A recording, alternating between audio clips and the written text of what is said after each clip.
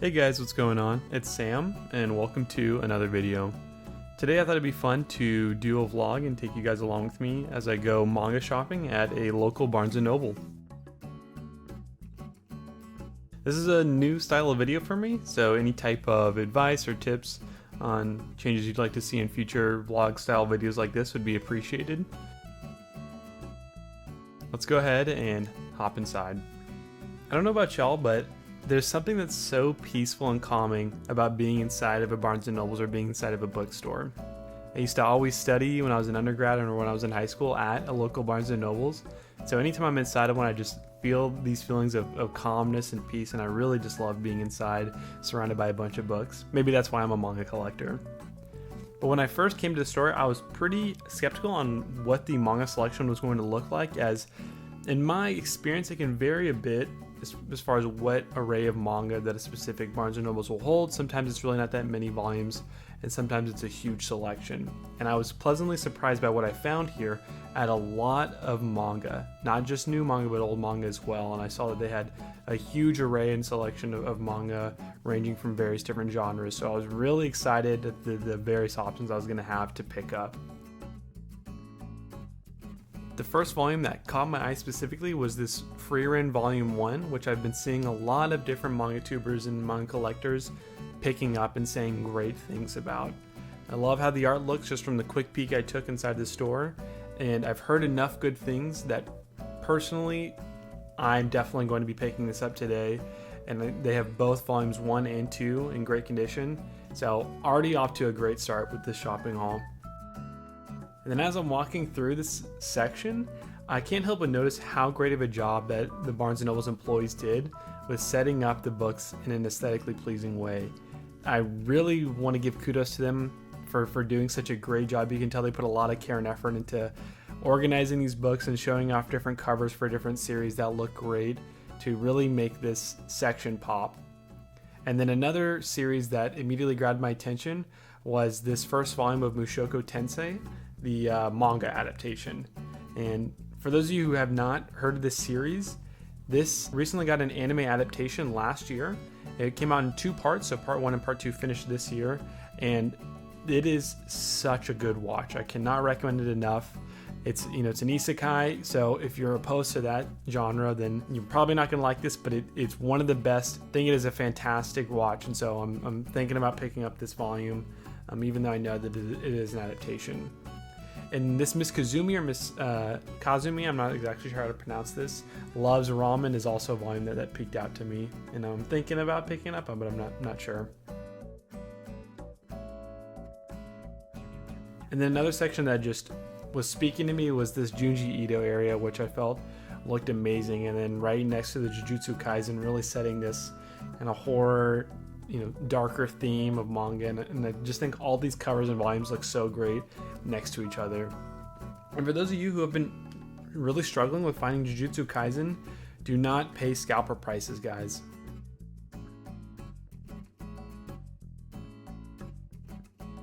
But hold up, had to take a boba break because your boy's been thirsty looking at all this manga, and I had to go with the chai tea, the best boba you can get, and you got to get it with tapioca.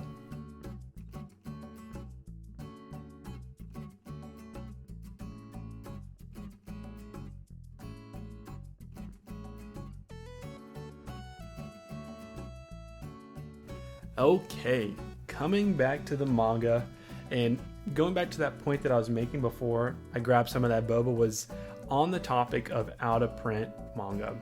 And there's a big difference. I know other manga tubers have talked about this, but out-of-print versus out-of-stock. And I know these past 2 years have been really difficult for us manga collectors, and I empathize with people who are new into the hobby, because I've been collecting for coming up on 5 years now, and 3 years ago, it was stress-free picking up manga. You could place your order, get great discounts, and they'd be shipped within a couple of weeks.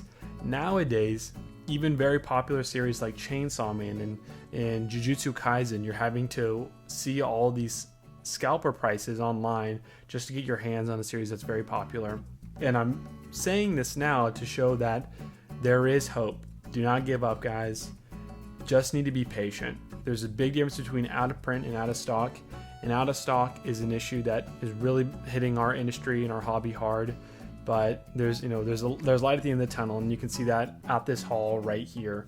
Every single volume of Chainsaw Man was available at this Barnes & Nobles, and that's a series that people were paying $200 for the full thing just 4 months ago on eBay. And so my biggest advice for you guys is, if you have any stores local to you, it could even be like a Half Price Books, it could be a local comic shop. A lot of those end up selling manga as well. Do the due diligence and go check out those shops and see if they have those volumes in stock, because that's where I've found the best luck on volumes that have been missing in my collection. Go to a local store, see if they have it in stock. Even ask a clerk, do they expect these volumes to be shipped back into their store? Odds are, if it's a popular series, it's going to get restocked, and it's just out of stock at the current time. But another series that was piquing my interest was this Classroom of the Elite. I've been hearing so many great things about this series. Would be one of my first light novels that I read, but sadly volume 1 was missing, so did not end up picking up this one, even though I really wanted to pick up volume 1. And then had to take a second to appreciate the DBZ. I really like the box set, but I love how these Vizbigs look. I think Goku in his silhouette just looks so sick, and the Vizbigs are good quality too. Another series that was piquing my interest was this Die Dark by Q Hayashida, who is the mangaka for Dorohedoro, which probably was the favorite series that I completed last year. And I've been hearing a lot of good things about it, and I wanted to feel what was the quality of the book like. It had a good weight to it, and the page quality, you could tell, was very high. So this is definitely one that was piquing my interest, and I was on the edge of picking up.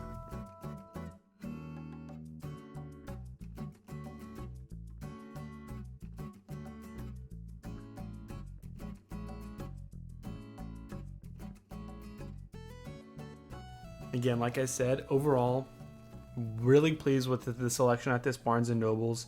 We'll definitely be coming back for some more pickups, and was really happy with what I ended up picking up as well.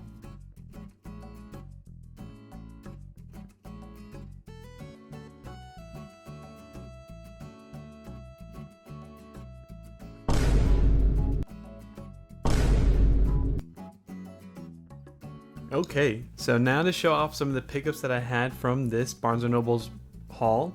Didn't pick up too many volumes, as I have some more manga coming in the mail from a Right Stuff haul, but wanted to show off the volumes that I did pick up. And the first one that I picked up was Frieren volumes 1 and 2. I had to pick up this one. It was one that I had in mind going into the store. I've heard so many great things about this series. It's currently in the top 10 or top 100 on Mal of top 100 ranked manga. And from what I've heard, it's just a fantastic series with beautiful art and an interesting story. It's high fantasy. It's got mages, classic fantasy that you can expect, elves, whatnot. And I hear it's just a really great story. And then I also picked up the Bakemonogatari first volume of the manga. I mean, so many great things have been said about this series. And just from what I looked at in the store, I felt like the art looked good enough that it wasn't going to compromise the story too much, because it is an adaptation from that light novel. But I'm so excited to read into this story, as I've heard so many great things about the Monogatari series in general. And it's one that has such a loyal fan base. So I'm really excited to check this out and share my opinion on it in my upcoming manga haul for February, whenever that video comes out. Like I said, it was a small haul. I really enjoyed making this video. Let me know if you guys want to see more of these types of videos, as I have different local comic and manga shops that are near me that I could do different videos based around, other than just a Barnes & Nobles. And like I said, any type of tips they all might have, I would really appreciate them. So I hope you enjoyed the video and have a great rest of your day. Peace out.